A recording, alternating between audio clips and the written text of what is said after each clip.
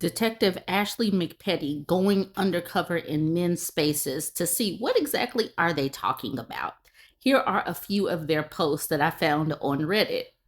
We got a hard-hitting one straight out the gate. Men, why aren't we wearing wigs? I did search this topic, and the vast majority of the posts are asking about how men feel about women wearing wigs. Anyway, I'm not talking about toupees or extensions. I'm wondering why men as a whole, especially those of us with thinning hair, haven't embraced the idea of wigs like women have. I know that toupees have often been looked upon as deceit or something shameful or something corny and awful, but it seems like men should be looking at quality wigs as an alternative. I've often thought about wearing a wig, especially when I have my hair buzzed down. Probably the only thing stopping me is cost.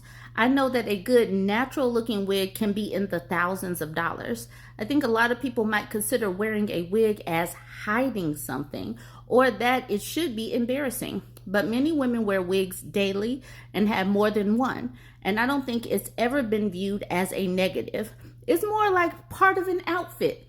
Imagine as a man and you're going to a party and you get dressed up in some nice clothes and top your outfit off with a nice, beautiful head of just luxurious flowing hair.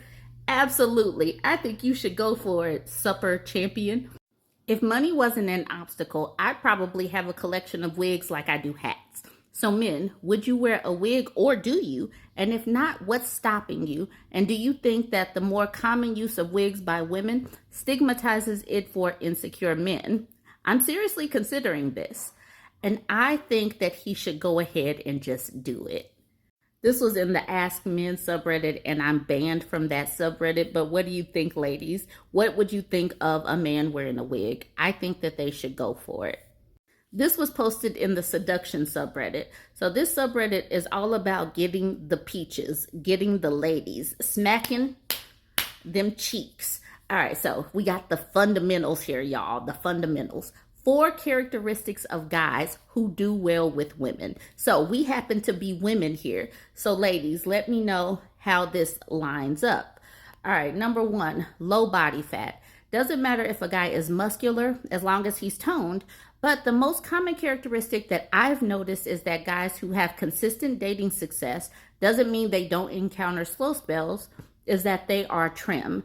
Number 2, they have finely tuned social skills. They usually have other high value male friends they associate with and are able to navigate social situations. Guys who are also socially calibrated and are comfortable around women. Number 3, they aren't afraid to escalate, flirt, tease, and touch. They are playful. A guy can have overall decent social skills, but can still be too serious and straightforward. Most guys who do well with women have a mischievous element to their personality. Number 4, they don't put women on a weird pedestal. Guys who are successful with women aren't thirsty and lustful and put women on an overly sexualized pedestal. It doesn't mean these types of guys aren't sexual, but they see women as human. Women hate guys who are obsessed with them. They're more likely to date a guy who calls her bruh rather than a goddess. All right, so they got to go to the gym. They got to get the low body fat. They got to have some high value male associates.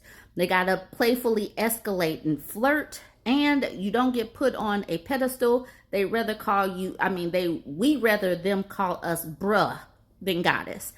How does that rate for you as a woman? Like I said, that was in the seduction subreddit. Then we go into the Ask Men Advice subreddit. This man asked the question, did working out and getting lean help with women?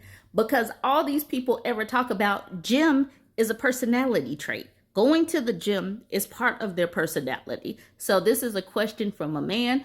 Did working out and getting lean help you with the ladies? He's 27. He says, I, 27-year-old man, have been average looking my whole life. I first had sex at 24, then again at 25, and nothing since.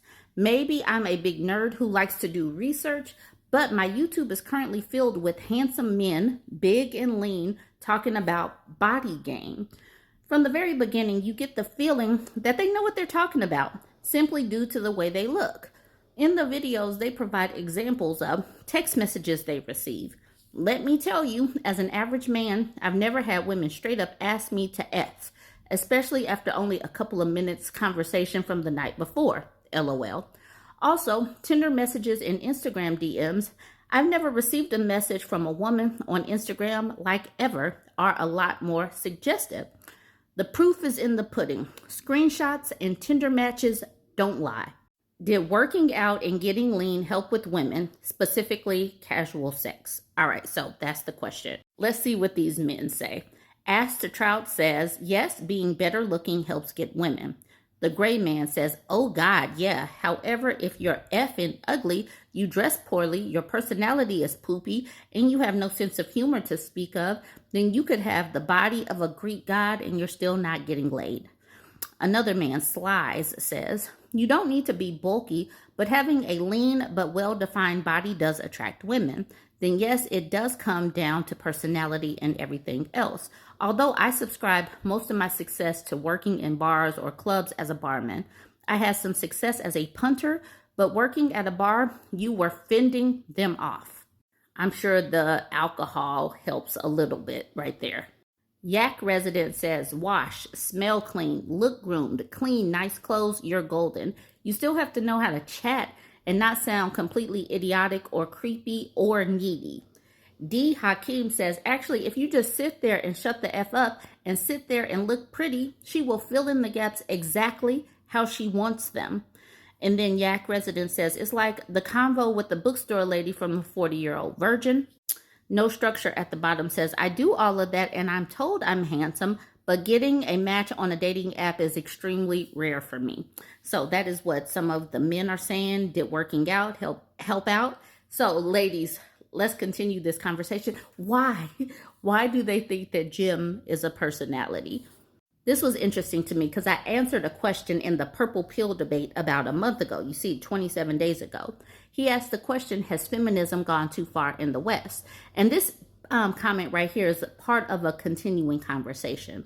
I said, women are opting out and loudly speaking on why. I'm a feminist content creator, and one of the things I say multiple times a week is that the birth rate needs to plummet to hell. Women say on a day-to-day basis that men need to participate in the home, do more chores and parenting.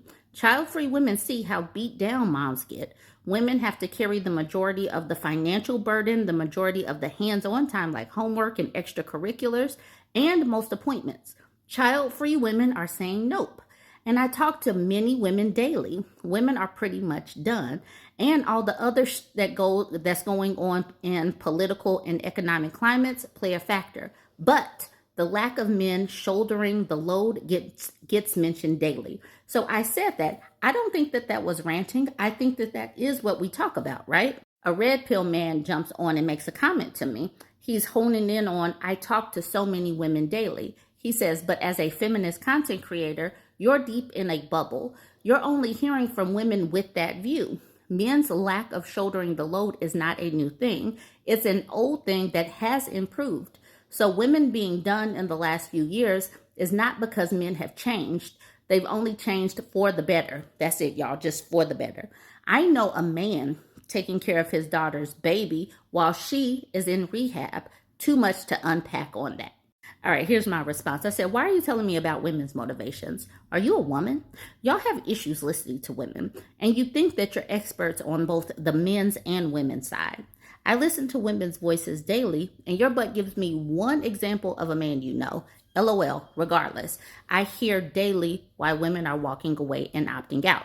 All right, so that is what I said right there. Keep in mind, this is from a month ago. This dude decides to jump on that comment and says, are you a man? Why are you telling him about men's issues? You have issues listening to men. You think you are the expert on the men's and women's side. I didn't tell him anything about men's issues, so I simply said, okay. And then he says to me, so you are acknowledging you are a huge hypocrite and have no reasonable response? Okay. I do this because I can clearly see that he wants to engage me. And because of that, I just say, okay. And then I said to him, no, I didn't see you have a full grasp on mine and his conversation enough to acknowledge more than that. That's all. You can call me whatever. I'll just say okay. And to that he says, LOL, yeah, you have no answer because you are ranting like a crazy person. And then I was like, you consider this ranting?